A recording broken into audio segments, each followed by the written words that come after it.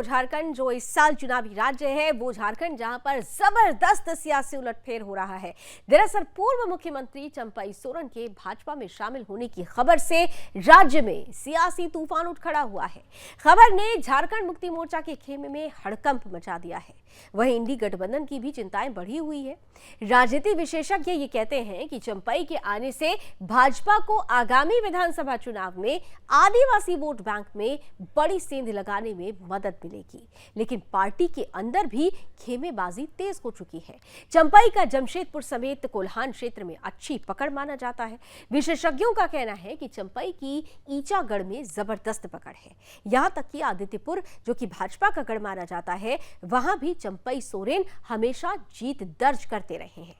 अब ऐसे में चंपई के आने से कोल्हान में झारखंड मुक्ति मोर्चा को बड़ा नुकसान उठाना पड़ सकता है।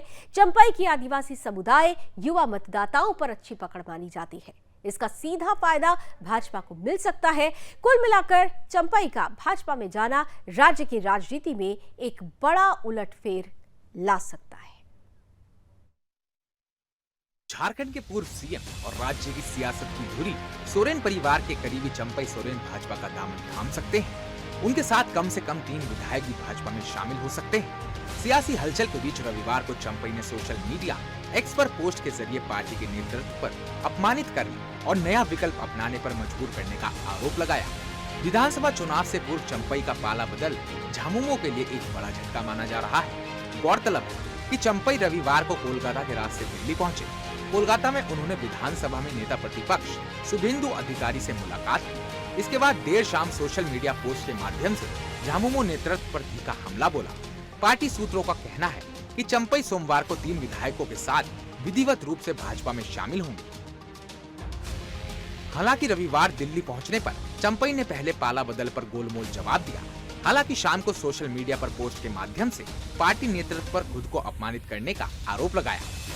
पोस्ट में उन्होंने लिखा कि लगातार अपमानजनक व्यवहार से भावुक होकर मैंने सियासत में नए विकल्प को अपनाने का फैसला किया है। चंपई ने अपना दर्द साझा करते हुए कहा कि लगातार अपमान और तिरस्कार के बाद उनके सामने राजनीति से संन्यास लेने, अपना संगठन खड़ा करने या नए साथी के साथ सफर करने का विकल्प बचा था। मेरे लिए विधानसभा चुनाव तक के सफर के लिए विकल्प खुले हुए हैं। अपमान और तिरस्कार के कारण मैं वैकल्पिक राह तलाशने के लिए मजबूर हो गया। आज से मेरे जीवन का नया अध्याय शुरू होने जा रहा है। बता दें कि चंपई सोरेन परिवार के सबसे करीबियों में से एक रहे हैं। इसका अंदाजा इसी तथ्य से लगाया जा सकता है कि भ्रष्टाचार के मामले में जेल जाने से पहले सीएम हेमंत सोरेन ने सीएम पद की जिम्मेदारी चंपई को दी।